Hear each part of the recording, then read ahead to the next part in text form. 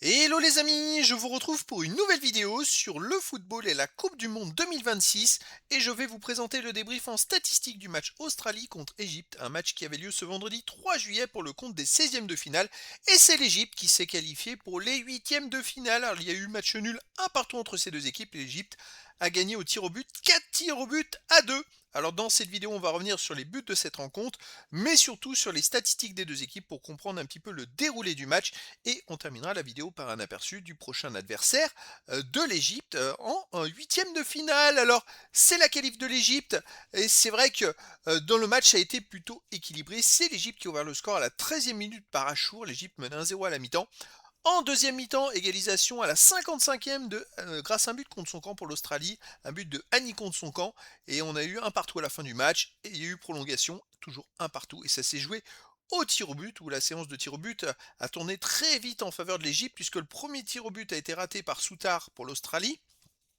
Pour l'Égypte, Saber a marqué le premier tir au but. Ensuite, Irvine a marqué le deuxième tir au but pour l'Australie, un partout.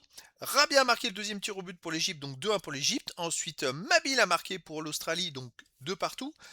Et Mo Salah a marqué le troisième tir au but de l'Égypte, 3-2 à la fin du troisième tir au but. Quatrième tir au but, Errington a raté son tir au but pour l'Australie, il a tiré sur la barre, et à ce moment-là, il n'y avait plus qu'à marquer. Encore, il y avait deux chances de suite, puisque l'Égypte menait 3-2, et c'est Abdel Magid qui a marqué le tir au but. À noter que l'Australie a fait rentrer un gardien spécialisé tir au but, et qui n'a pas pu arrêter un seul tir. Dommage pour l'Australie.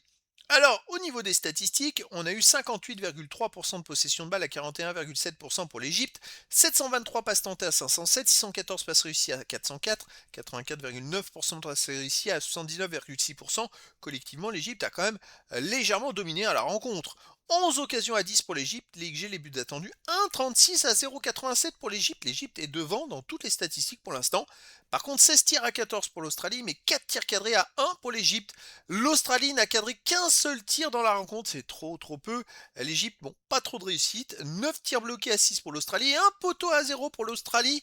Il y a eu quand même quelques statistiques en faveur de l'Australie. Alors c'est vrai que l'Égypte a eu un meilleur jeu collectif, a eu des occasions de but plus dangereuses, mais voilà, ils n'ont pas réussi l'Égypte à faire la différence. Les autres statistiques, 3 en jeu à 0 pour l'Égypte, 7 corners à 4 pour l'Égypte, 24 centres partout, 9 interceptions à 8 pour l'Australie, 16 tacles à 10 pour l'Égypte, 63 duels gagnés à 61 pour l'Australie, 3 arrêts à 1 pour l'Australie, 14 fautes à 12 pour l'Égypte, 2 jaunes à 0 pour l'Égypte, et pas de rouge. Là par contre les statistiques sont plutôt équilibrées entre ces deux équipes.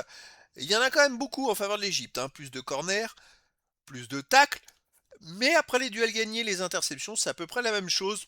En tout cas, au bout du compte, ça s'est joué au tir au but. Et donc, c'est l'Égypte qui se qualifie pour les huitièmes de finale. Le match se jouera le 7 juillet à 18 h, les amis.